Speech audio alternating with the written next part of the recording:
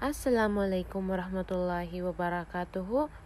Magandang araw sa ating lahat. Ito po yung aking report sa Pilipino, ang blaan. Ako nga pala si Natashma Amil. Ang mga blaan.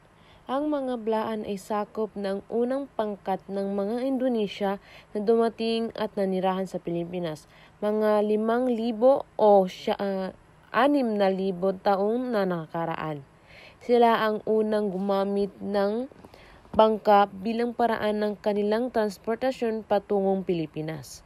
Marami ang mga anthropologista ang nakapagpatunay na ang pangkat na ito ay nagmula sa Indonesia. Dahil sa pagkakatulad sa sistema ng ponemang patinig ng mga blaan at ng mga Japanese na Java. Pareho sila may 7 ponemang pantig. Mas gugustuhin ng mga blaan na tawagin silang blaan kaysa bilaan. Dahil para sa kanila, ang pagbigkas na bilaan ay nangangahulugan ng kawalang galang at kabastusan. Ayon sa isang interview sa grupong ito, ang pagbigkas nito na bilaan ay nangangahulugang malandi o kalandian. Ang terminong blaan ay tumutukoy sa mga miyembro ng etnikong grupo na noon ay tinatawag na biraan, baraan, blaan o bilaan. Ang bila ay nangangahulugang kaibigan. Ang mga blaan ay mga tao sa bundok. Karaniwan silang nakikita sa matataas na bahagi ng mga bulubundukin sa North Cotabato, Davao at Sarangani Islands. May ilan ding nakatira sa palibot ng Lake Buluan at ang ilan naman ay naninirahan malapit sa mga dalampasigan ng Davao.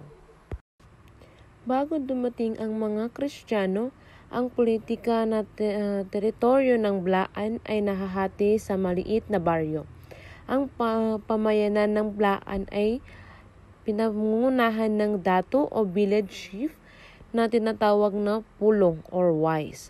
Ang pulong ang pinakamatanda at pinakamaalam sa baryo na itinuturing na may kaya sa buhay dahil sa pagkakaroon ng ginto, alipin at iba pang kultura ng kagamitan. Ang pulong ay hindi dumadaan sa formal na pagpili. Hindi rin siya humihingi ng mga bagay-bagay bilang pagkilala sa kanya, ngunit maaaring magbigay ng mga tao tanda ng kanilang paggalang sa kanya. Ang may kayang pulong ay maaaring mag-asawa ng higit sa isa hanggang kaya niyang suportahan. Itinuturing siyang pinuno, tagapangasanggalang, tagapamagitan at tagapagbigay ng solusyon sa mga suliran. Sa tradisyonal na sistema, ang kapangyarihan ng pulong ay ekstensibo.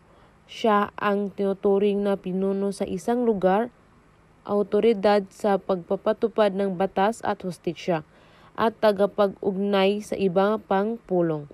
Sa kasalukuyan, ang pulong ay hindi na napapataw ng parusa sa kanyang kapwa blaan maliban na lamang sa miyembro ng kanyang pamilya.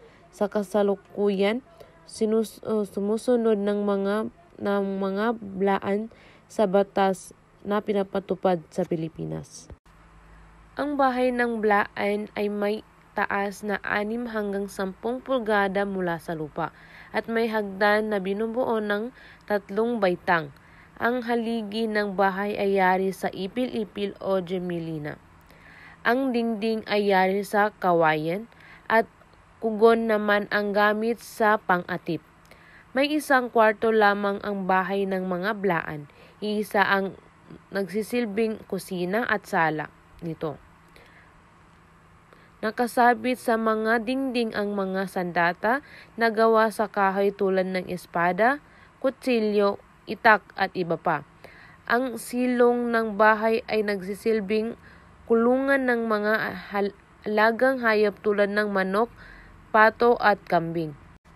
Ayon kay Javier 1998, parehong nagsusuot ng tela na yari sa abaka ang kasuotang pantaas ng mga blaang babae at lalaki.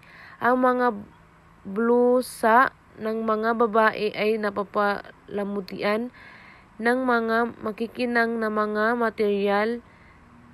materyales tulad ng mga beads at mga botones.